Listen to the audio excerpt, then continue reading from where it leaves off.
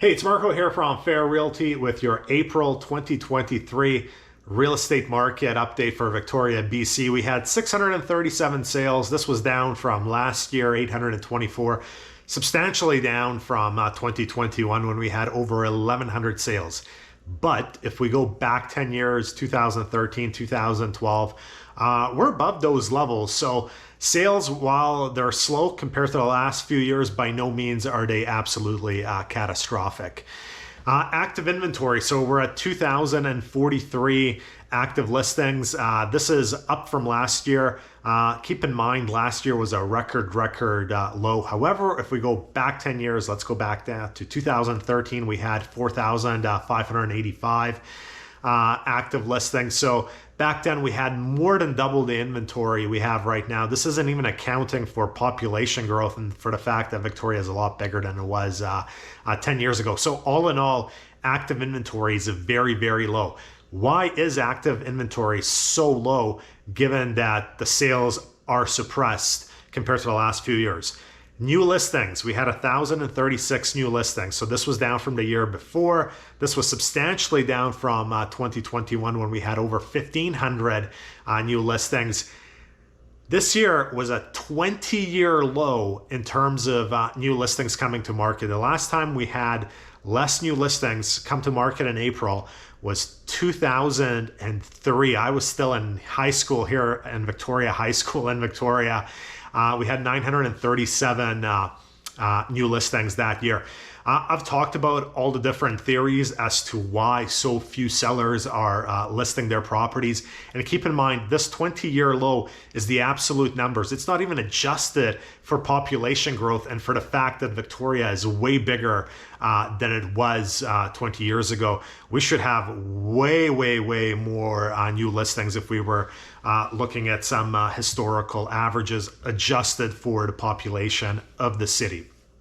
As a result of new listings being so poor, we actually saw upward pressure on single-family home median prices. We finished the month at a median of $1,195,000. This was up from last month of $1,080,000. It was also an 11-month high for the single-family home median. We're inching back towards peak prices, peak record prices we had on single-family homes early in 2022, which is absolutely shocking. And it's not as a result of high sales numbers. It's a result of low new listings and very low inventory.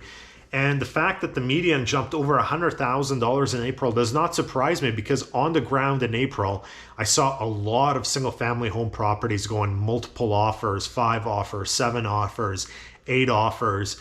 Demand is simply exceeding supply at the moment. So what I saw on the ground in April actually translated to the real numbers. When we look at the condo median actually dropped from 569,500 in March to 540,000. So condo prices actually softened. This is exactly what I saw on the ground. I have quite a few condo listings right now, and the condo market is diverging from the single family home market right now. It's a lot slower than the single family home market, and therefore we saw downward pressure on prices. If you had told me last year that we would be looking at these sales numbers, 637 sales in April, I would have most definitely told you that prices were either going to be flat or going down. However, no one anticipated new listings being 20-year low and active listings being this low. And this is simply driving the prices up because the supply is so low. Demand isn't crazy, but the supply is basically at a 20-year low if we look at the new listing metric. I would not assume that prices for single family homes are going to keep going up because sales are low. All we need is a bit of an inventory to come to market, and single family home prices would plateau. So I would not be shocked if in 3-4 months we saw the single family home median actually go flat or decrease a bit, because this increase in the median is not being stimulated by exceeding demand. As for the condo median, I do think it's going to plateau. I think with a lot of unions negotiating wage increases over the last 2-3 years, I think going forward, especially with the prices being relatively flat in the condo market, it's probably going to stabilize and plateau the condo market going forward.